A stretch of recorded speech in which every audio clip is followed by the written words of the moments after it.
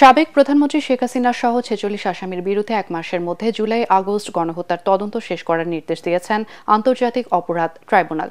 আর সাবেক মন্ত্রীসহ ১৩ আসামিকে গ্রেফতার দেখিয়ে কারাগারে পাঠানোর নির্দেশ দেওয়া হয়েছে। পরে চিফ প্রসিকিউটর তাজুল ইসলাম জানান, জুলাই আগস্টের গণহত্যার মূল মাস্টার মাইন্ড ছিলেন শেখ হাসিনা, আর আসামিরা ছিলেন তার দোসর। শুনানিতে রাষ্ট্রপক্ষের কাছে শেখ হাসিনার গ্রেফতার এবং অবস্থান সম্পর্কে জানতে চান ট্রাইব্যুনাল। এ সময় প্রসিকিউশন জানায়, শেখ হাসিনা এই মুহূর্তে ভারতে রয়েছেন। বন্দি বিনিময় চুক্তি অনুযায়ী তাকে দেশে ফিরিয়ে আনার চেষ্টা চলমান রয়েছে বলে জানান চিফ প্রসিকিউটর। আমরা ফরমাল রিকোয়েস্ট পাঠিয়েছি ইন্টারপোলের কাছে রেড নোটিশের মাধ্যমে যে তাকে পেলে যেন গ্রেপ্তার করা হয়।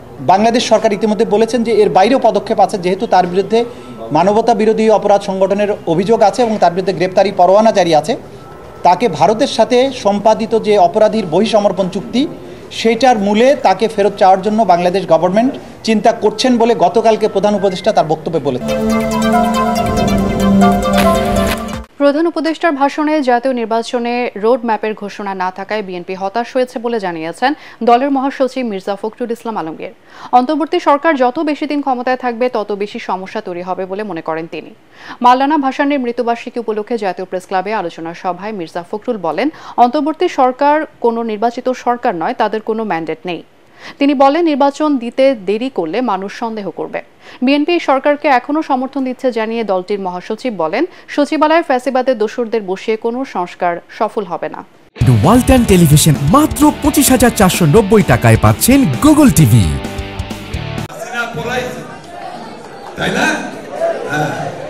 এখন ওই জিনিসটা আমি আবারও রিপিট করতে চাই যে আমরা এমন কাজ যেন না করি, কেউই না, যে কাজ আমাদের দেশকে আবার অনিশ্চয়তার দিকে, অস্থিরতার দিকে নিয়ে যাবে।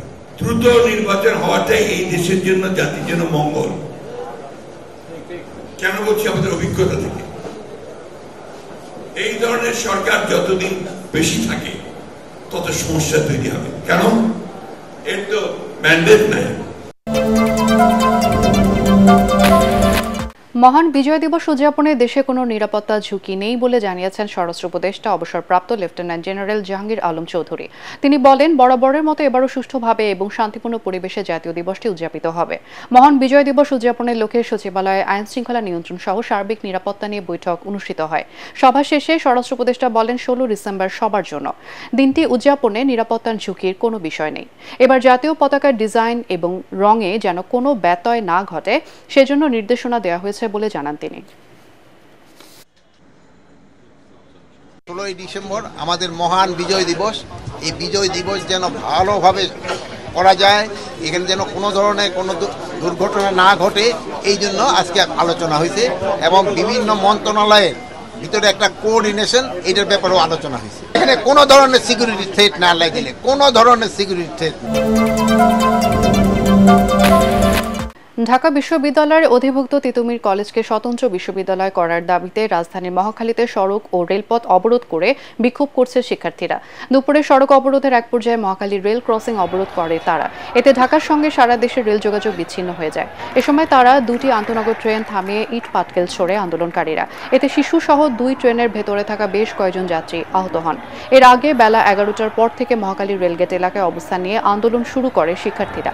শিক্ষার্থীদের আন্দোলনের কারণে রেল যোগাযোগ বন্ধের পাশাপাশি মহাখালী, বনানী ও জাহাঙ্গীর গেট এলাকায় যান চলাচল বন্ধ রয়েছে।